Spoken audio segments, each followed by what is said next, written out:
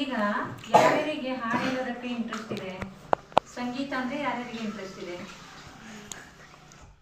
ಸಂಗೀತ ಅಂದ್ರೆ ಏನಂತ ಕೈ ಕೆಳಗಿರಿಸಿ. ಸಂಗೀತ ಅಂದ್ರೆ ಏನು ಅಂತ ತಿಳ್ಕೊಬೇಕಲ್ಲ. ಫಸ್ಟ್ ಆಫ್ ಆಲ್ ಏನ್ ತಿಳ್ಕೊಬೇಕು ಅಲ್ರಿ? ಸಂಗೀತ ನಾವು ಮಾಡುವಂತ ಕೆಲಸ ಫಸ್ಟ್ ತಿಳ್ಕೊಬೇಕು. ಇದು ಒಂದು ಅರ್ಥ ಇರತ್ತೆ ಅಲ್ವಾ, ಯಾವುದೇ ಒಂದು ಅಲ್ವಾ, ಅದೇ ರೀತಿ ತಿಳ್ಕೊಬೇಕು. ಸಂಗೀತ ಅಂದ್ರೆ ಅದನ್ನ ಕಲ್ತಿದ್ರಿಂದ ನಮ್ಗೆ ಏನ್ ಲಾಭ ಅಂದ್ರೆ ನಮ್ಮ ಬುದ್ಧಿಗಳು ಏನಾಗತ್ತೆ ಹೇಳು, ಜಾಸ್ತಿ ಆಗುತ್ತೆ, ವೃದ್ಧಿ ಆಗತ್ತೆ, ಹೆಚ್ಚಿಗೆ ಆಗತ್ತೆ ಒಂದು.